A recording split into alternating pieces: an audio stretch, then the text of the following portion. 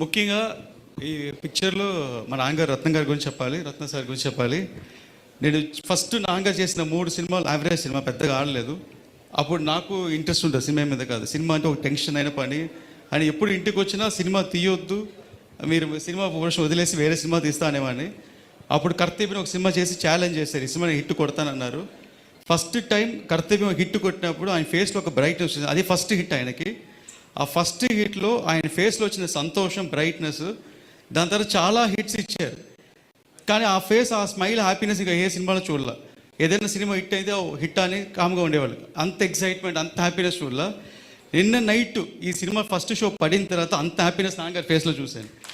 అది యూట్యూబ్లో చూశాను, వేరే ఎక్కడ చూశారు. నేను మళ్ళీ ప్లే చేసి చూశాను. అంత హ్యాపీనెస్.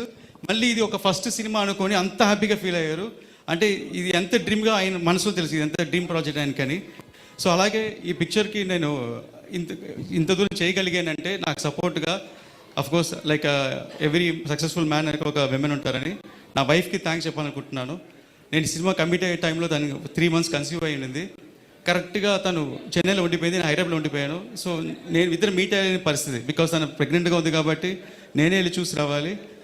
ఆల్మోస్ట్ 10 months ప్రెగ్నెన్సీలో నేను ఒక 3 times 4 times వెళ్ళి ఉంటాను. ఓన్లీ డెలివరీకి వెళ్ళి ఉంటాను, మళ్ళీ వచ్చేసాను.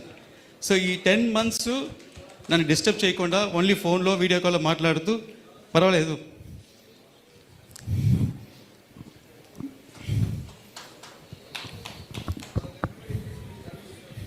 ఈ పిక్చర్ ఇట్టు కొట్టిన అంటే అని చెప్పి సపోర్ట్ చేశారు. చాలా థ్యాంక్స్ ఐశ్వర్య. అలాగే మా మదర్ పేరు చెప్పాలనుకుంటున్న పద్మజ గారు. సినిమా 2 times పోస్ట్పోన్ అయింది. దాని తర్వాత పిలిచి వార్నింగ్ ఇచ్చారు, ఈ సినిమా రిలీజ్ అయ్యి హిట్ కొట్టకుండా ఇంటికి రాకొద్దని. సో ఇప్పుడు ధైర్యంగా నేను ఇంటికి వెళ్ళొచ్చు.